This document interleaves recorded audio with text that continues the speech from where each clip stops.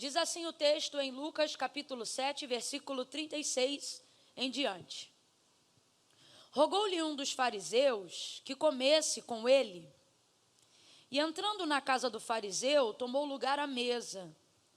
E certa mulher da cidade, uma pecadora, sabendo que ele estava à mesa na casa do fariseu, levou um vaso de alabastro com unguento. E estando por detrás, complete aí para mim, por favor, e diga, detrás. E estando por? Detrás. E estando por? Detrás. Estando por detrás aos seus pés, chorando, regava-os com suas lágrimas. Então os enxugava com os próprios cabelos, beijava-os e os ungia com unguento. Quando o fariseu que o tinha convidado viu isto, disse consigo mesmo: se este fosse profeta, saberia quem e qual é a mulher que lhe tocou, pois é pecadora. E disse Jesus ao fariseu: Simão, uma coisa tenho a dizer-te. E respondeu ele: dize-a, mestre. E certo credor tinha 2 devedores. Um lhe devia 500 denários e o outro 50. Não tendo eles com o que pagar, perdoou-lhe a ambos. Ora, qual deles o amará mais? E respondeu-lhe Simão: tenho para mim que aquele é a quem mais perdoou. Disse-lhe Jesus: julgaste bem.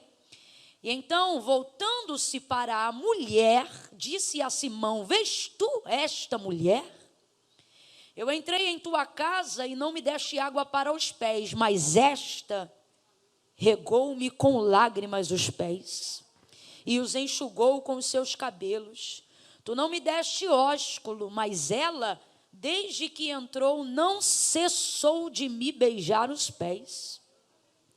Tu não me ungiste a cabeça com óleo, mas esta ungiu-me os pés com unguento. Por isso te digo que os seus muitos pecados lhe são perdoados, pois muito amou.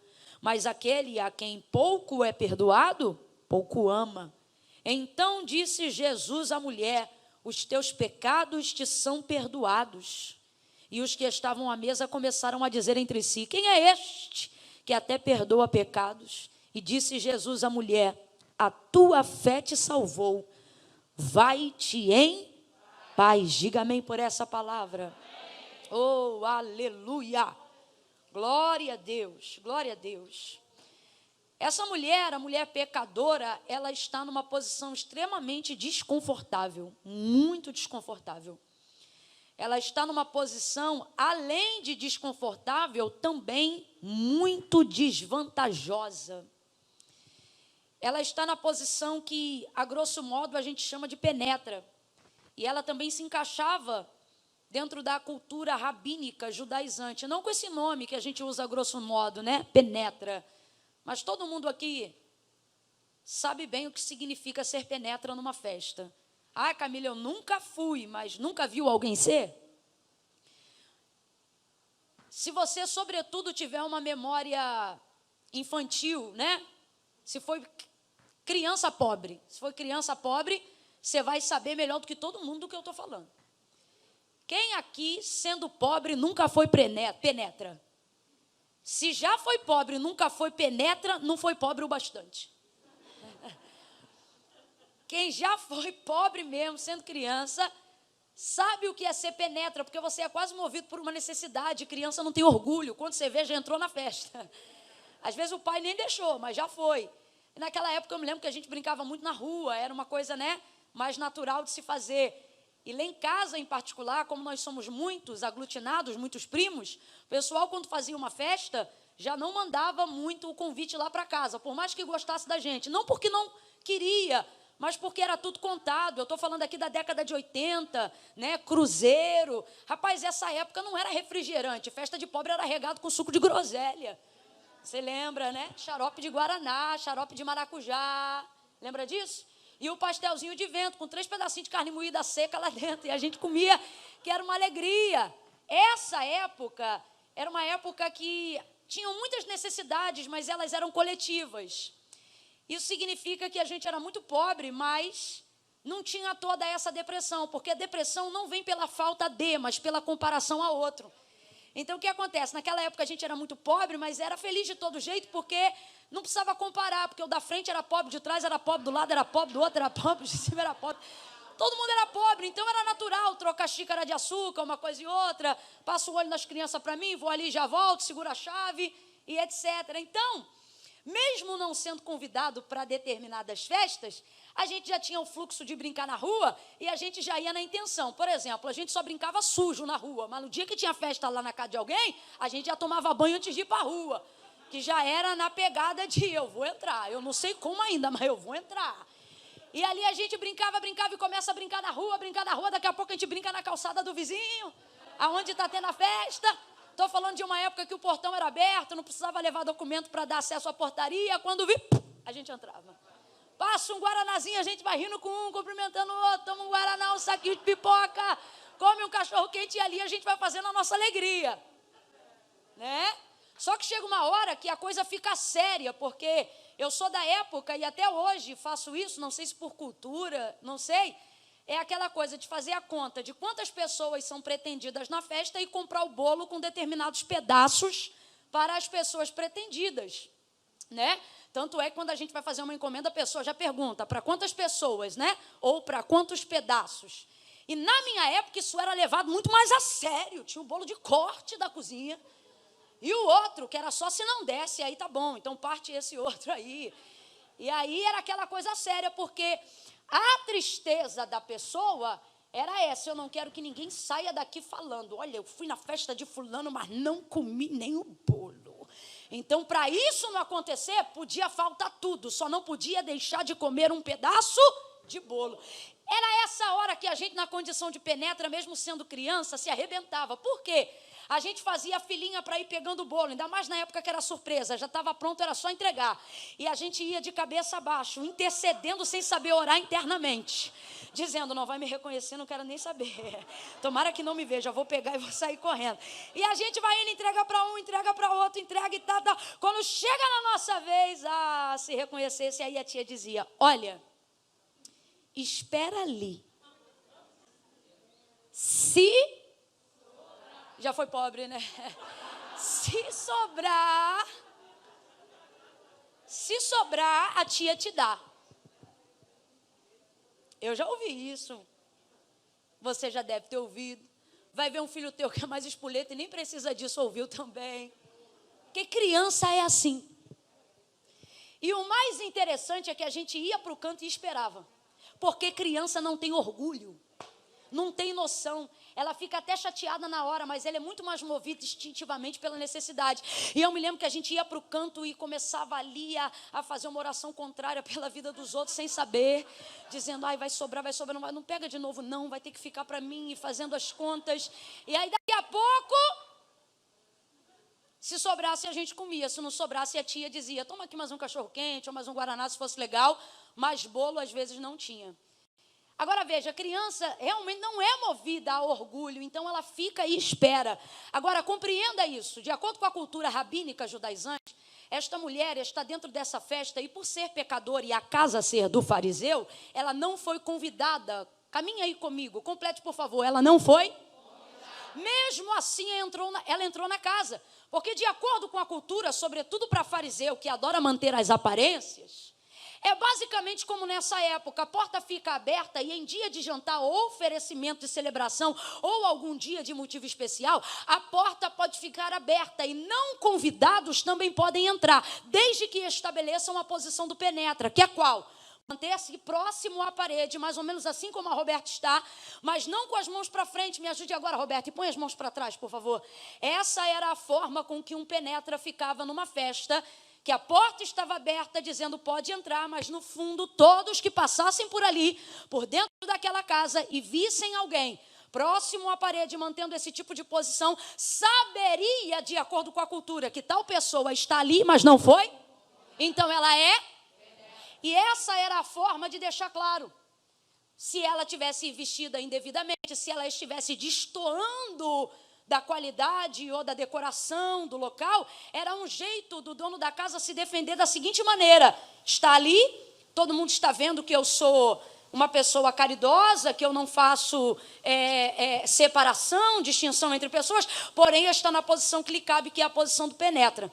Então, no final da festa, se cumpria, fora do segmento serviçal, aquilo que Mateus capítulo 15, verso 21 em diante, a mulher cananeia, lembra a Sirofenícia, que tinha uma filhinha endemoniada em casa? Lembra o que ela disse para Jesus? Porque também os cachorrinhos comem das migalhas que caem da mesa dos seus senhores. Ela está falando da sobra.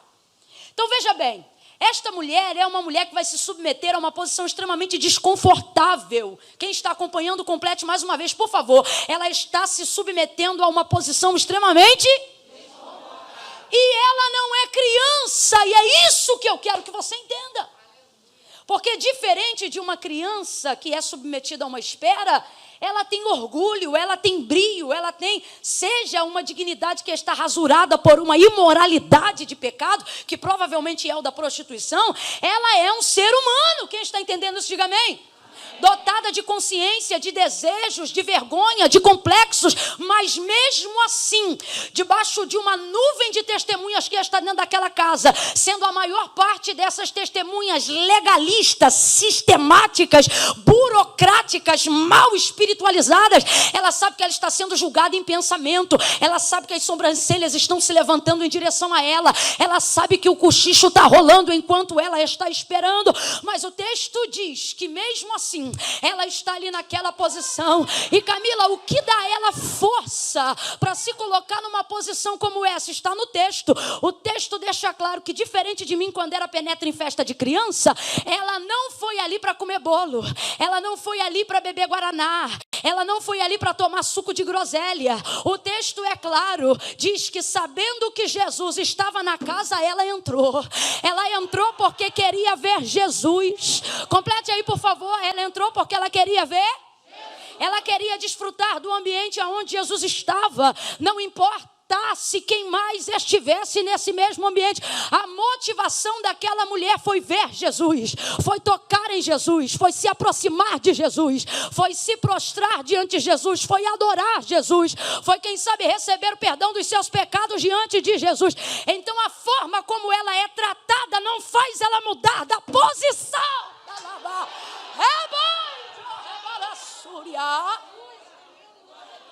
A forma como ela é destratada, melhor dizendo, não faz ela mudar a posição que ela está por causa do distrato. Você acha que não tem bandeja passando na casa? Você acha que não tem copos sendo estendidos perguntando: quer um pouco mais de vinho? Você acha que não tem gente dizendo: mais um pedaço de pão? Deseja uma tâmara? Quer mais uma uva passa? Você acha que ela não vê a bandeja sendo oferecida para outros que estão próximos, passando a ela, mas não é dado a ela? Você acha que ela não percebe que está sendo rejeitada? Você acha que ela não tem consciência de como está sendo rechaçada? Você acha que ela não tem consciência do carão, hoje diriam do ridículo que ela está passando? Só que quando você sabe por que você quer chegar, quando você sabe o motivo que te levou a estar onde você está, você cumpre o que a palavra de Deus diz. O que é, Camila? Levantando-se contra ti o espírito do governador. Não saia do teu lugar. Levante a sua mão, porque Deus me autoriza a ministrar sobre a vida de algumas mulheres hoje aqui, que por amor a Jesus estão se submetendo a algumas posições extremamente desconfortáveis, só para agradá-lo, só para dar testemunho. E Jesus trouxe você hoje aqui para dizer: se é por causa de mim, aguenta esse desconforto. Se é por amor à minha obra, aguenta esse espinheiro. Por quê? Porque depois que você aguentar este momento, eu vou revelar o propósito da tua chegada. Fica!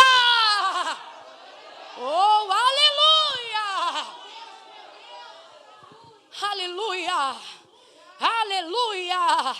Oh, aleluia! Eu vou contar de 1 a 3 e você vai ministrar sobre a vida de alguém. Não precisa tocar nesta pessoa. Mas quando eu disser 3, com a boca dentro da máscara como você está, você vai liberar uma palavra profética e vai dizer para ela deste jeito: aguenta! Calma que eu não contei até 3 ainda. Quando eu disser 3, você libera a palavra. Quem entendeu, diga amém. Eu disse que você vai gritar. Eu disse que você vai? Camila, mas eu não gosto de gritar. Então, da próxima vez, procure uma igreja menos pentecostal. Porque aqui a gente acredita neste mover. Quando eu disser 3, você vai gritar e vai liberar essa palavra de confirmação para ela e vai dizer, aguenta. Vamos lá? É 1, é 2, é 3. Vai! Agora para a vizinha do lado de novo. Vai! Aguenta, aguenta porque esta humilhação não vai ser o tempo todo. Aguenta porque este processo não determina o seu fim. Ele é o ponto de partida de por onde Deus vai começar a desenvolver algo grande na sua vida. Suporte. Pela intenção do propósito, suporte. Pela motivação de estar com Jesus, suporte. Para não envergonhar o reino de Deus, aguente. Para ser justificada pelo próprio Deus e não por si mesma, resista. Vai de arrebal e a sérgia. Oh, aleluia. Oh, aleluia.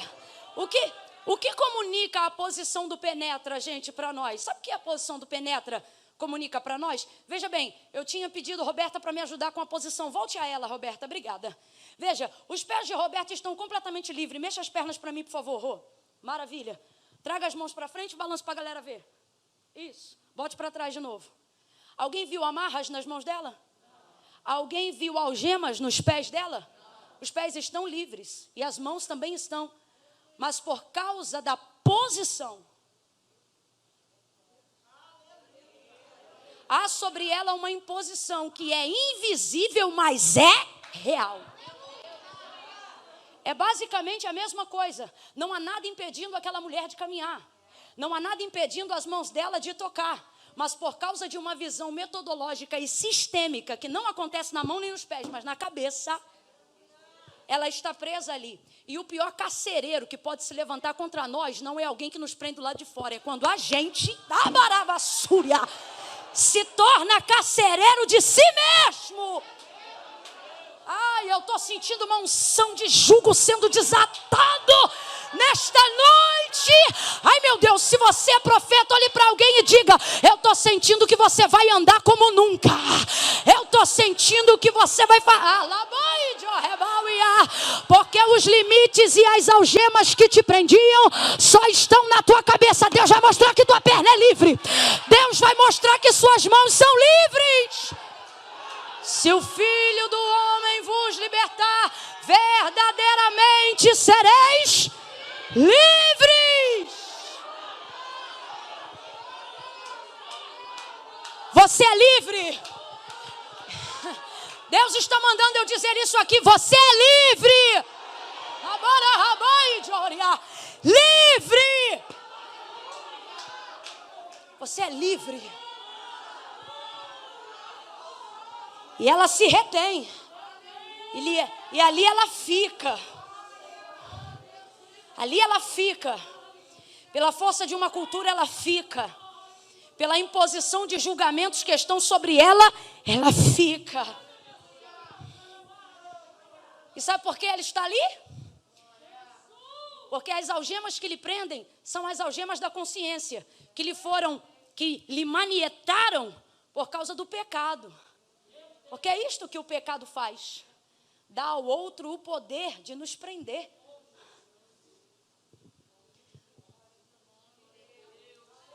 Faz com que nós mesmos tragamos sobre nós sentenças das quais nem passaram em juízo. E ela está ali. Está ali porque sabe o que pensam. Está ali porque sabem o que dizem. Está ali porque ela sabe o que acham. Veja, depois que ela se aproxima de Jesus e declara a sua adoração e está pronta para receber o perdão dos seus muitos pecados, olha o que o texto diz. Que eles, olhando a maneira como ela se aproximava de Jesus e o fato de Jesus permitir receber dela a sua adoração, pensou Simão consigo mesmo, se ele fosse profeta, ou seja, se fosse de verdade um profeta, olha como ele expressa, saberia quem ela é e o que ela faz. O que está acontecendo com Simão? A mesma coisa que acontece com muitos de nós, porque a gente olha esse texto em Lucas 7 e a gente pensa que devemos nos assimilar somente com a pecadora, mas se a gente não vigiar aqueles que já são cristãos, a gente está muito mais para o Simão do que para a pecadora. Por que ele faz esse tipo de julgamento? É mole ler o texto e dizer, Simão é fariseu, mas eu te pergunto, como você se comportaria sabendo que ela está derramando um óleo cujo dinheiro você sabe muito bem onde ela pegou? É complicado, é bem complicado, só que não cabe a mim. Por quê? Escute, porque eu não posso determinar quem as pessoas são só porque eu sei parte do que elas fazem. Infelizmente, é uma realidade. A gente acha que por saber o que alguém faz, sabe também, baseado no que esse alguém faz, quem ele, mas isso não é uma realidade, porque tudo que eu faço está administrado dentro de um caráter de tempo. Tem coisas que eu faço hoje que talvez eu não faça mais amanhã. Tem trabalhos que você está empregada neles hoje, pode ser que daqui a um tempo você esteja empregado fazendo outra coisa. E isso não vai fazer com que você mude quem você é a cada trabalho que você entra. Você vai continuar sendo sempre a mesma pessoa, mesmo que você esteja fazendo outras coisas. Porque fazer está relacionado com estar, advérbio de modo ou de tempo. E tudo que está significa que não é permanente, significa que é passageiro. Lembra da cananeia quando clamou Jesus? Ela dizia assim, tem misericórdia de mim, que minha filha está. Ela não disse é. Por quê? Porque ninguém nasce endemoniado, ela está. Olha a sabedoria desta mulher. Sabe o que ela está dizendo? Eu estou vindo buscar pela minha filha. Por quê? Pelo demônio que está nela? Não, pela minha filha. Porque o demônio só está, mas a minha filha é minha filha. Somos nós que muitas vezes, vendo o que as pessoas fazem, determinamos sobre elas caráter permanente. Muitas vezes, vendo a atuação do inimigo em alguma área na vida de alguém, entregamos essa pessoa na mão do inimigo como se ela pertencesse a ele.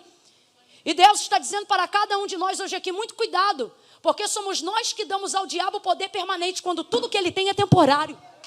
Está, mas não é. Quem está entendendo essa palavra? Oh, aleluia! Agora, qual é a perspectiva de Simão? A mesma que nós, na condição de crentes, devemos ter cautela acerca do próximo. Você não pode determinar o que alguém é só porque sabe o que essa pessoa faz. Você não vai ver Jesus tratando do que as pessoas fazem.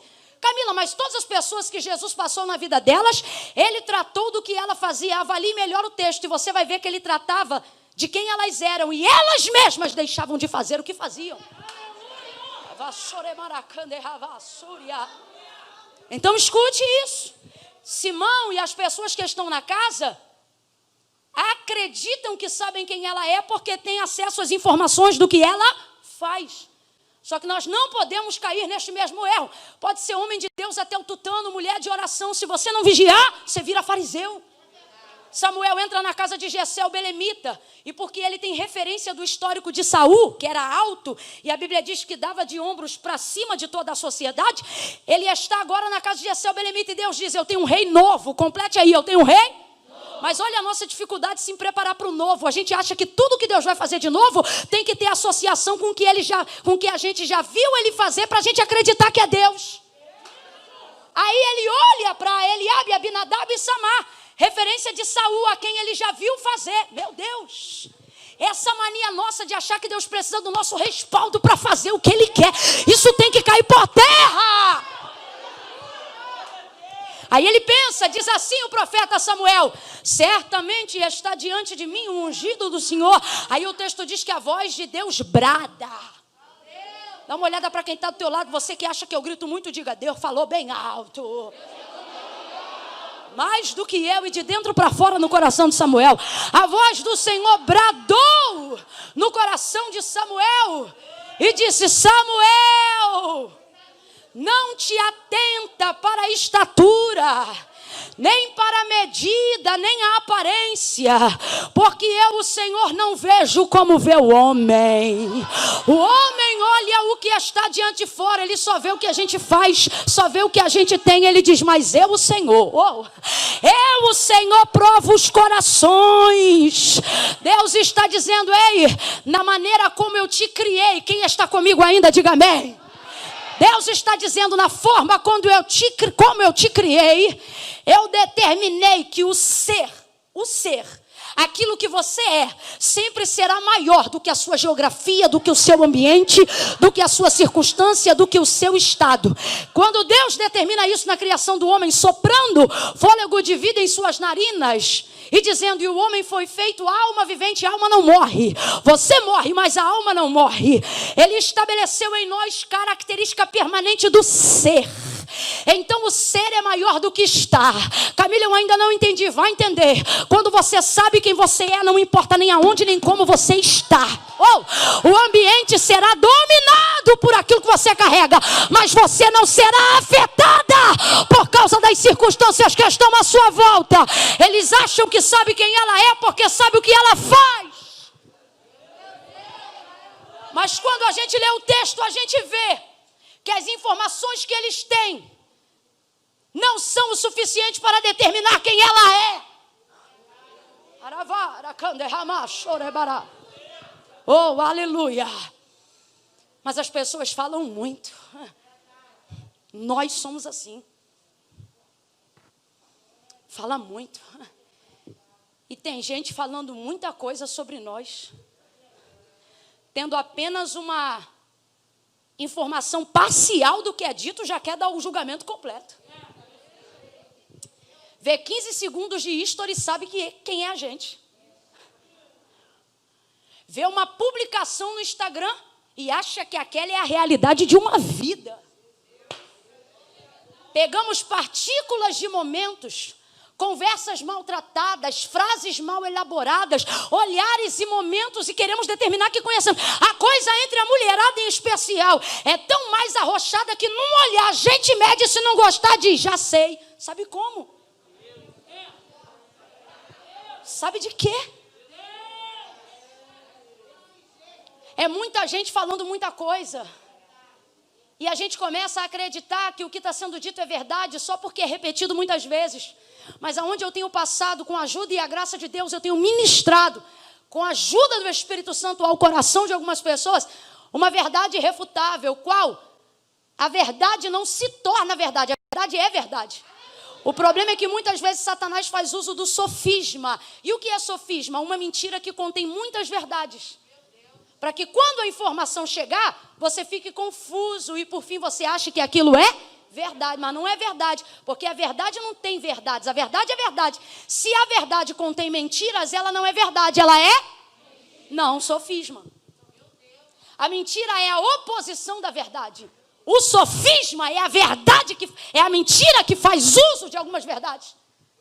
Para você não saber que é mentira.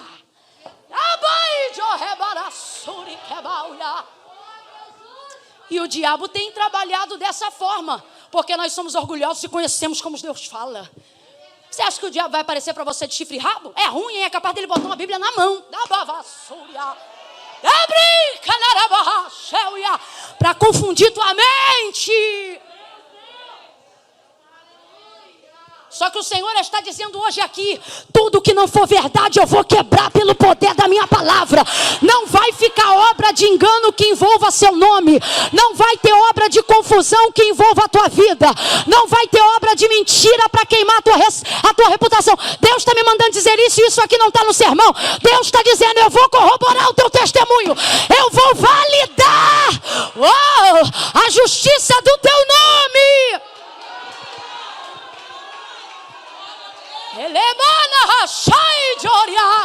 Escute isso. Alivia o compressor para mim, filhona. Escute isso. Ela está num ambiente onde o território é hostil. Por quê? Porque na verdade há ali alguns inimigos. Inimigos filosóficos, sistemáticos, mas são inimigos. E muitas vezes os piores inimigos não são aqueles que têm armas para nos ferir do lado de dentro, do lado de fora, mas são aqueles que sabem como nos ferir do lado de dentro. Ela está num território hostil, num território de inimigo. Mas o texto diz que Jesus está sentado ali. Sabe o que Deus está me mandando dizer aqui, pastora Camila? Sem rivalidade pessoal. Mas Ele vai se posicionar diante de rótulos, diante de conceitos e de inverdades que alguém está administrando sobre a nossa vida, tendo só informação parcial da verdade. O que é isso, Camila? Sabe muito, mas não sabe tudo. E aí administra aquilo dali, só que Deus está falando comigo. Ele está dizendo, veja, ela está ali dentro da casa, parece que está sozinha. Mas na verdade Jesus está no mesmo ambiente que ela.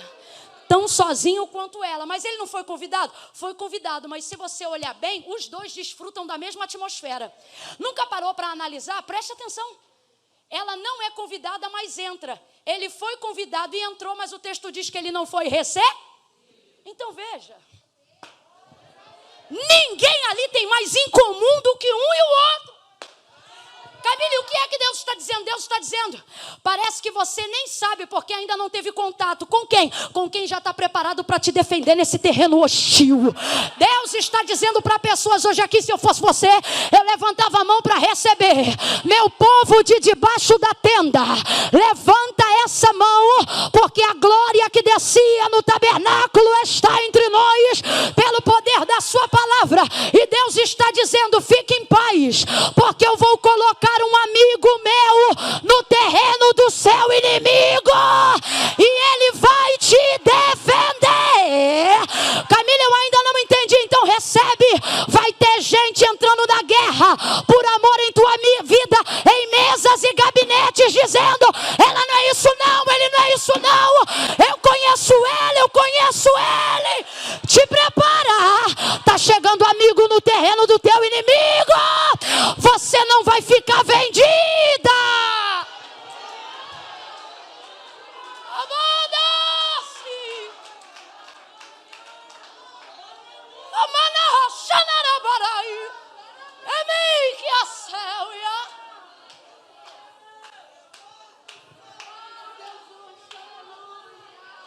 Só que o texto diz que Jesus está de costas. Se ela está detrás, significa que ele está de frente à mesa. Se ele está de frente à mesa e ela está detrás, está por detrás dele. Então ela não está diante dos seus olhos, ela está de frente para as suas. Vamos lá, é um raciocínio lógico. Ela está de frente para as suas? Para as costas de quem?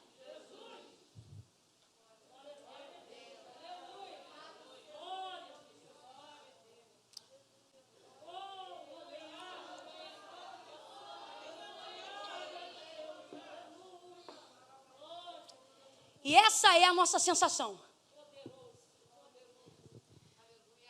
E o Espírito Santo está falando conosco. Mas ele vai falar muito mais intensamente agora com algumas pessoas que se sentem exatamente assim.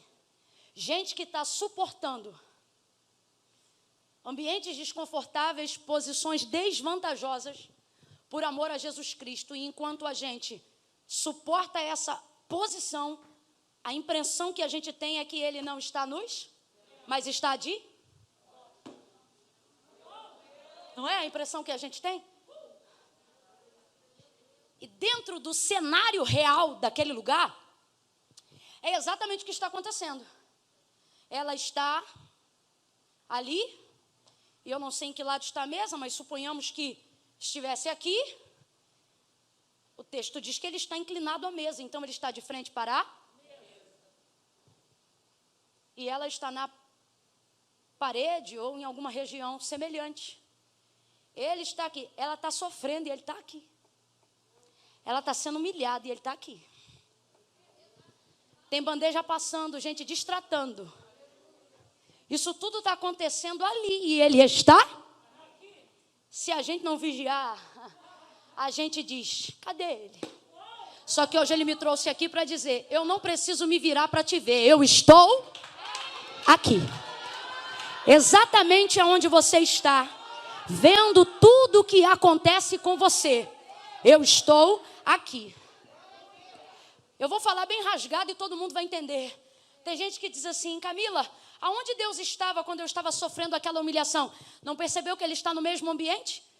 A nomenclatura é diferente, porque Ele recebeu o convite. Mas de que adianta se o texto diz que Ele também não foi?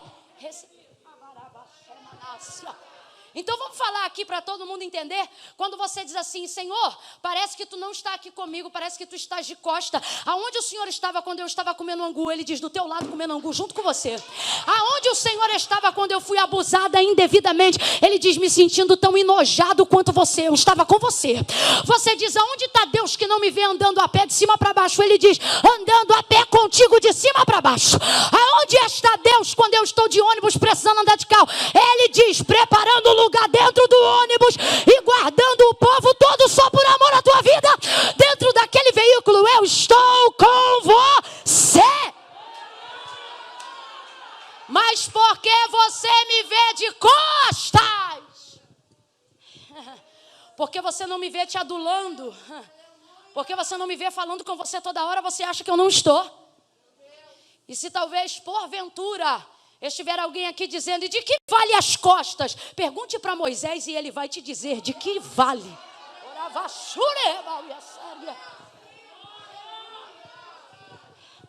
Se tiver só as costas, vai ter glória.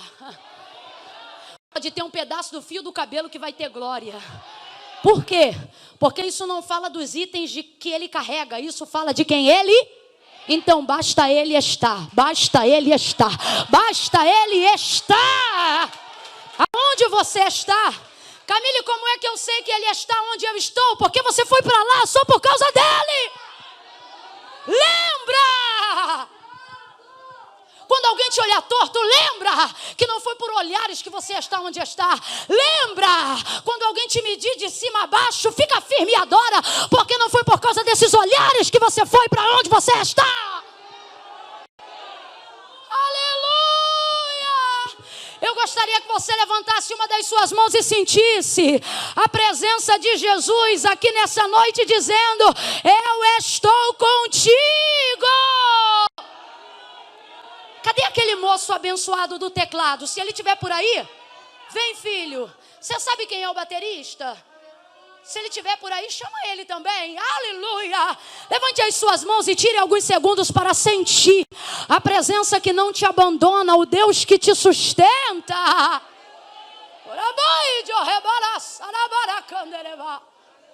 Aleluia! Fecha os olhos e diz: eu estou contigo. Eu estou contigo. Eu estou contigo. Eu não te deixei. Eu não te deixei. Você não está sozinha. Você aí na tenda, levante as suas mãos e sinta essa presença. Eu não te deixei. Eu não te deixei.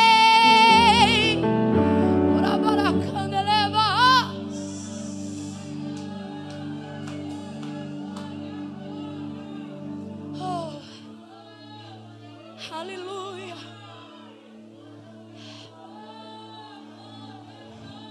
Eu vou resumir. Pedir vocês, rapazes, que eu já estou fechando. E quero fechar junto com vocês. Veja. Estava ali. E ela traçou uma meta, um plano no coração dela. Quando ela entrou lá, ela sabia o que ela ia fazer. Às vezes a gente perde o propósito enquanto está sendo destratado, porque esquece o que foi fazer. Você não foi adorar? Você não veio aqui para adorar? Então o que te importa se tu está no teto ou na tenda? Tu não veio para adorar. Então o que te importa se tu está no ar-condicionado ou fora dele? Tu não veio para adorar. Então de que te importa se tu estás em pé ou se tem cadeira? Tu não... Ei, se você esquecesse do propósito, você vai dizer: estou de pé. Se você esquecesse do propósito, os olhares vão te perturbar. Mas se você lembrar: para que eu fui? Eu fui lá para ver Jesus. Então não interessa se é sentada, se é em pé, se é no ar ou se é fora dele. Eu vou ver Jesus. Eu vim adorar. Ela tinha um plano. Quando você for de encontro a Jesus, estabeleça um plano. O plano dela era: eu vou lá e vou derramar um unguento, um nardo caro. E ela se preparou e com muita dificuldade, penso eu, conseguiu romper, não as cadeias que estavam fora, as cadeias que estavam. conseguiu seguir com o plano. Deus está dizendo a alguém: faça um plano que te leve em minha direção. E esse plano será maior do que todas as cadeias de medo, de julgamento que prendem a sua mente. Ela rompe e chega em Jesus, mas chega por detrás, desvantagem. Só que é justamente por estar detrás que ela tem tanta liberdade para fazer tudo o que ela fez. Camila, eu ainda não entendi, vai entender agora. Você tem duas opções quando a vida te colocar na desvantagem. A primeira, se tornar uma complexada, vitimizada. Ó vida, ó céus. E isso não vai mudar nada, você vai continuar no lugar que você está. Segunda opção, e é essa que nós vamos ocupar com a ajuda de Deus. Qual é essa opção? Aquela de entender que tem coisas que só podem ser feitas do lugar que eu é tirar proveito de onde eu estiver, não importa onde eu esteja. Esses dias me hospedaram em Recife e eu nunca fiquei num andar tão alto. Eu fiquei tão maravilhada, que eu liguei a câmera e fui lá para cima. E eu vi coisas, eu já ministro lá há muitos anos, mas eu vi coisas naquela perspectiva de altura que nunca antes eu havia me atentado. Por causa da posição que eu estava, era muito alta. Complete aí, por favor, era muito alta. E aí eu vi coisas que eu nunca tinha visto em todos os meus anos ministrando lá. Eu vi a praia, obrigada, e ela era incrível. E eu tive uma vista da linha do horizonte na orla que eu nunca antes tinha tido tamanha dimensão. Eu fiquei tão maravilhada. Só que se eu quisesse entrar dentro da água eu não podia. Se eu quisesse pisar na areia naquela hora eu não podia. Eu estava alta demais para acessar aquele paraíso. Camila, mas é bom ficar no alto? É, eu desfrutei, tem os seus privilégios. Camila, e ficar no baixo é bom? Tão bom quanto no alto. Por quê? Porque tudo depende da sua capacidade de desfrutar o que cada lugar te oferece. Presta atenção. Existem coisas que só podem ser acessadas por pessoas que estão em determinadas posições.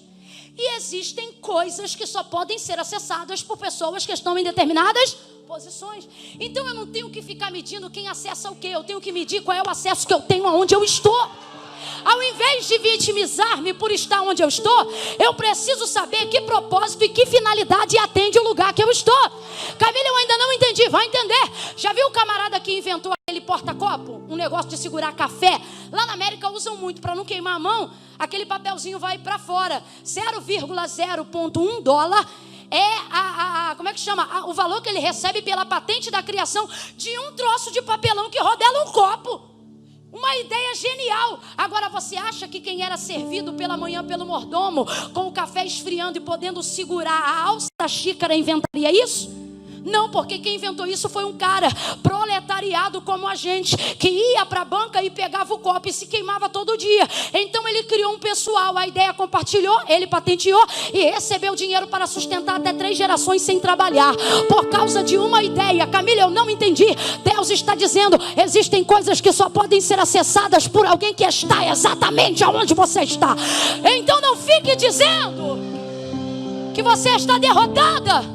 Comece a procurar o que tem para fazer aí neste lugar onde você está, porque existem tesouros e coisas maravilhosas, oportunidades, eu estou profetizando, existem oportunidades incríveis, portas fabulosas que só podem ser vistas e abertas e acessadas por pessoas que estão passando exatamente o que você está passando, por pessoas que estão vivendo exatamente o que você está vivendo.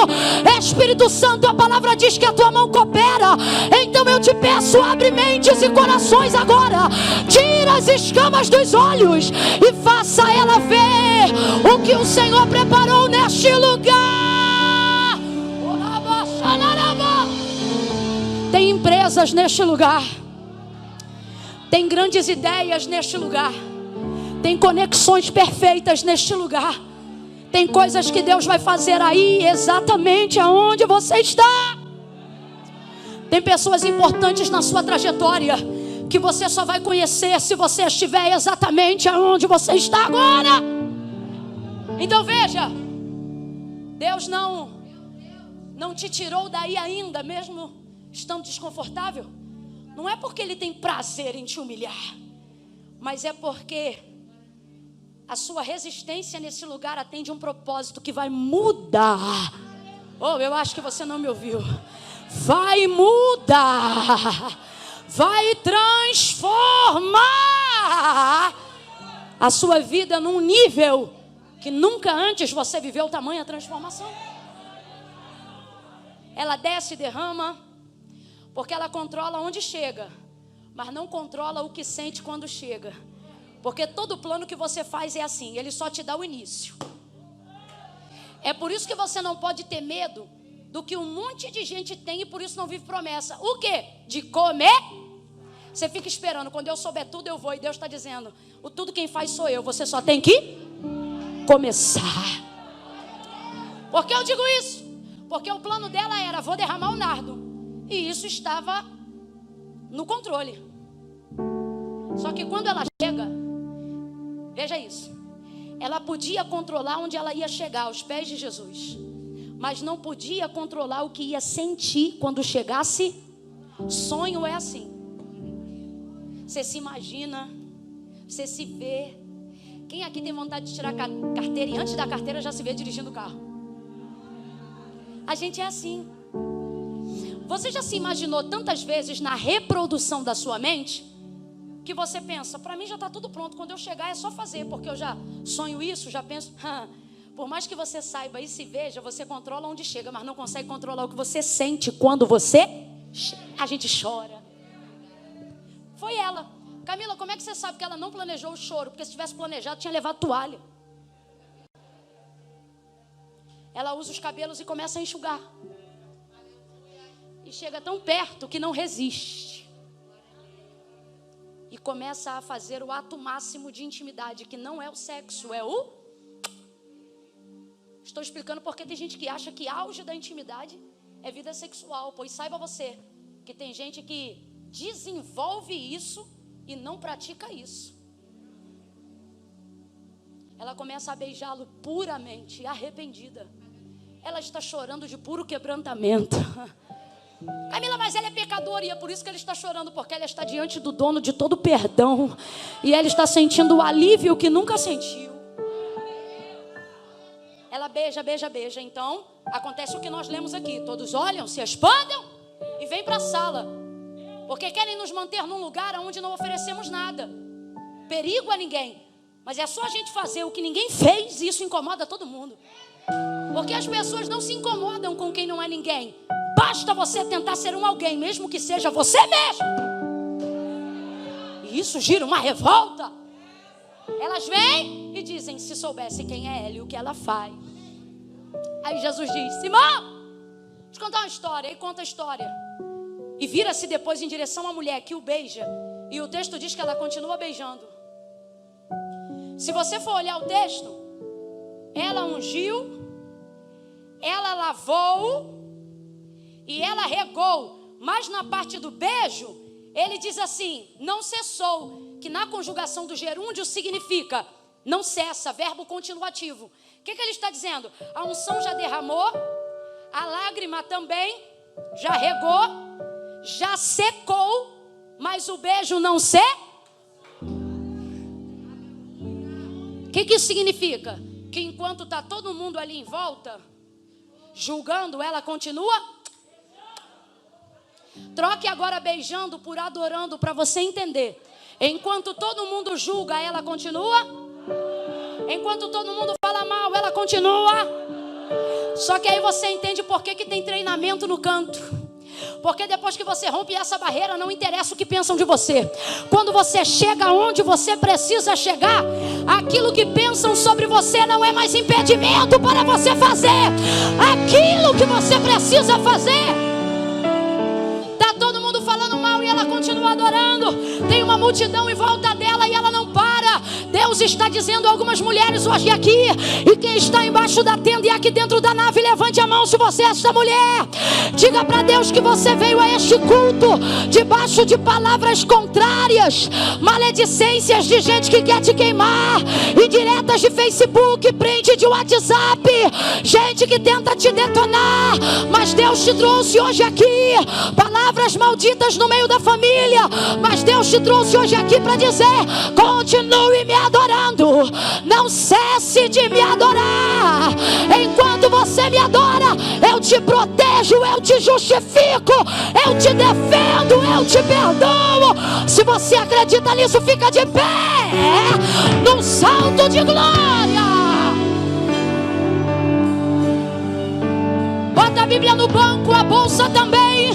Libera as mãos e adore.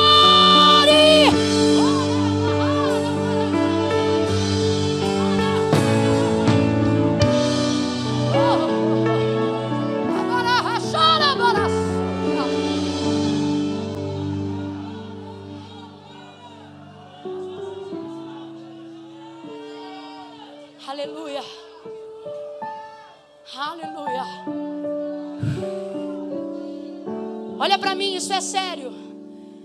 Mulherada abençoada da tenda, olha para mim, isso é muito sério. Muito sério.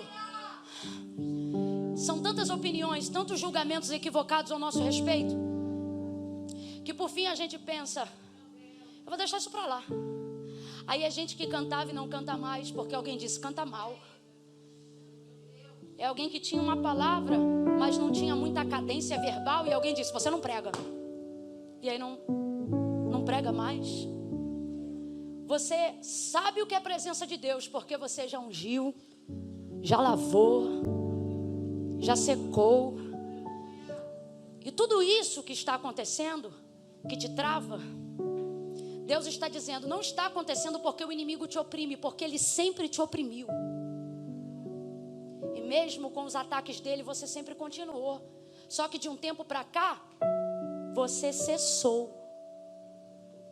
Cessou o quê? A parte mais importante da adoração. A gente tem que parar, gente, de ficar perturbado com o que andam dizendo ao nosso respeito. Sabe por quê? Normalmente as pessoas que julgam a sua forma de buscar a Deus, normalmente elas não podem fazer nada por você. Então por que você vai se render diante de julgamentos que só te fazem mal e não podem te fazer nada de bom? Deus está dizendo aqui, eu vou falar como Ele está mandando: por que você cessou, filha? Cessou de me buscar naquele horário que a gente conversava. Tinha dia que você nem me sentia, mas você orava assim mesmo. Porque não importava se eu estava de frente ou de costa, você sabia que eu estava. Por que você cessou de sonhar? Por que você cessou de projetar o cumprimento dos planos? Hoje Ele está dizendo a você: você não pode parar. Por quê? Porque eu não estou olhando para o que eles falam, eu estou olhando para o modo como você me adora. Agora você tem que aprender o maior segredo que ela revela no texto. Espontaneamente fica nítido. Ela parou para responder os opositores? Ela parou para tentar se defender? Se justificar? Ela somente adorava, ela somente... Aí olha o que Jesus vai fazer. Simão, deixa eu falar com você aqui. O que Deus está dizendo para nós? Só me adore. Ele diz assim: não fale deles, deixa que eu falo de você. Eu vou te defender. Eu vou te justificar. E a sua atitude de adoração condicional vai falar mais do que a fofoca. O legado e a história da sua busca vai falar mais do que qualquer notícia negativa ao seu respeito. Quem está entendendo isso, diga amém. Eu quero fazer um convite muito importante agora e quero que toda a igreja me ajude. Toda a igreja. Ninguém sai do lugar agora, ninguém anda, ninguém tira carro, ninguém faz nada agora. Crede em Deus e estareis seguros. Crede que eu vim como profeta e prosperarei sobre essa palavra. Eu vou contar de 1 a 3. E quando eu disser 3, nessa noite, não importa quantos fariseus saibam da sua vida, da sua história, e achem que sabem quem você é, só porque tem notícia do que você faz ou do jeito que você se veste. Quando eu disser 3, vai sair do lugar e vai vir ao altar de Deus. E eu quero fazer algo agora, lá na tenda, na mesma perspectiva, porque eu já disse que tudo que Deus tem para fazer aqui está sendo feito simultaneamente lá. Quem entendeu, diga amém. Então preste atenção que isso é muito sério. Eu quero pedir esta obreira aqui, como você chama? Você que me deu o lençol. É porque você está de máscara, Regina, eu já te vi. Regina, preste muita atenção. Você que está aí na tenda, preste atenção. Vem cá, Regina, aqui no altar comigo. Essa câmera é monitorada por alguém? Ela dá zoom? O tamanho é legal? Alguém sabe me dizer? O tamanho aí em tela cheia? Como é que é? Está muito distante? Ela é monitorável, Ela dá para fazer zoom? Não? Então preste atenção, eu vou tentar te mostrar, Regina. Da máscarazinha de florzinha rosa. Está com roupa de obreira. Cordão da estrela de Israel, aleluia. Do mesmo jeito que eu estou aqui na frente de um povo, a Regina agora está debaixo da mesma unção que eu estou. Da mesma autoridade que eu estou. E o que eu fizer aqui, ela está autorizada a fazer lá. E o que as pessoas receberem aqui, através da palavra que está sobre nós, vocês vão receber igualzinho aí, sobre esta palavra, em nome de Jesus. Quem entendeu, diga amém. Quem entendeu, diga tá ligado. Regina, preste atenção. Quando você chegar lá, filha, você se posiciona na frente de todas as mulheres que estão lá na tenda, na frente do telão. Vai indo para lá, Regina. Quando a Regina chegar lá na frente, alguém me conta. Quem estiver aqui dentro começa já a interceder. Hoje eu quero fazer um negócio, presta atenção. Quem está aqui dentro começa a interceder pelas vidas que precisam ser alcançadas lá fora. Olha para mim, vocês da tenda. Olha para mim. Quem está aí fora começa a interceder, porque tem vidas aqui dentro que precisam voltar a beijar, a adorar, a buscar incondicionalmente. Camila, eu sou de uma igreja aqui perto, estou me sentindo um pouco fraca na fé. Posso ir aí na frente e receber oração? Não. Estou chamando agora só os pecadores. Camila, quem são essas pessoas? Todas nós. Mas em especial, aquelas que sabem que se afastaram. Aquelas que foram repelidas por fariseus. Aquelas que erraram e que... tem pecados sim, mas tem também coragem para se arrepender. Eu vou contar de 1 a 3 e quando eu disser 3, quem tiver na porta de vidro para fora, oh aleluia, Deus abençoe a vida de vocês. Quem estiver aqui me olhando pela porta lateral, do lado de fora, atrás da de vidro. Quem estiver na tenda, se você estiver na tenda, quando eu disser 3, se está afastada, se diz desviada, se foi para distante e não sabia como voltar, hoje Deus criou esta oportunidade para você. Quando eu disser 3, não importa o que dizem, o que pensam e o que acham. Você acha que eu vim assim? Eu não vim não. Quem conhece a minha história sabe. Bermudinha, barriga de fora, camisete do piu-piu e tênis do baile. Mas eu vim. Porque não importava como eu estava, Jesus sabia quem eu. E hoje eu estou aqui para lhe dizer que Ele vai preservar a sua essência.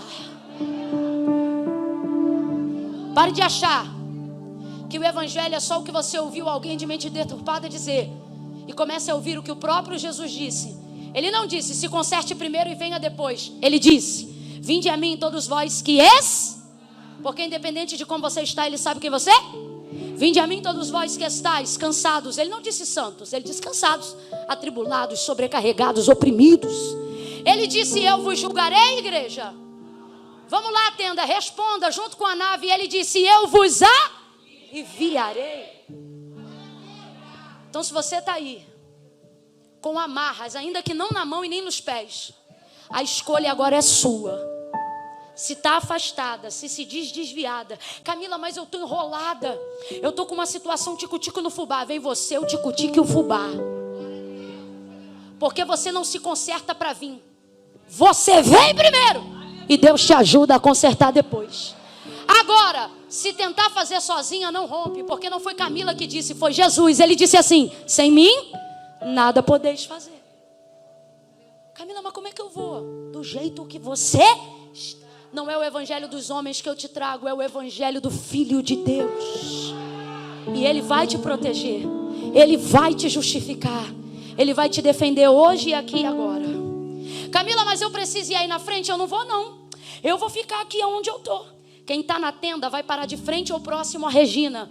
Ninguém tocando em ninguém. Se a Regina precisar de ajuda lá fora, as obreiras e os varões fiquem ligados. Vai todo mundo ficar próximo ali. A Regina agora representa o altar da reconciliação. Aqui dentro é a mesma coisa. Quando eu disser 3, ninguém vai te pegar pelo braço, porque a adoração e entrega é voluntária. Ninguém vai te perguntar, quer ir lá? Hoje não. Camila, foi para mim. Sou eu. Sabe que é você? Quando eu disser 3, você vai descolar o pé no chão, porque ele não está amarrado. E vai chegar no altar de Deus. Quem está aqui dentro, aqui. Quem está na porta de vidro, aqui. E quem está na tenda, diante da Regina, que está debaixo desta mesma unção. Quem entendeu, diga amém. Não fique aonde você está, se você souber que seu lugar é aqui. Por quê? Porque não fui eu que inventei isso, foi Jesus que disse: aquele que me confessar diante dos homens, eu também o confessarei diante do meu Pai que está no céu. Mas aquele que se envergonhar, veja, o maior problema de não nos decidirmos ao lado do Senhor não é por falta de fé. Fé você tem, então tu tem que estar aqui. É por vergonha. Por que não foi? Vergonha. Só que tua vergonha não faz nada por você, mas sua ousadia vai colocar teu nome no livro da vida hoje. Hoje. A ministra de louvor, só o refrão de uma canção, amada, por favor. Só o refrão. E que tem a ver com o momento. Quando eu disser 3, você libera aí a canção. Eu conto 1. Todo mundo que entende que hora é essa e já passou por essa hora, começa a orar. Não finge que está orando não, começa a orar. Se vidas, ou melhor, quando vidas que estão aqui caminharem em direção ao altar, não aplauda, continue intercedendo, orando mais intensivamente.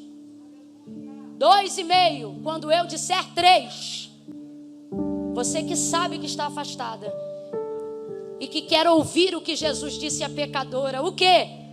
Os teus pecados estão perdoados. Vai em paz, é o que de melhor Deus tem para nós hoje aqui.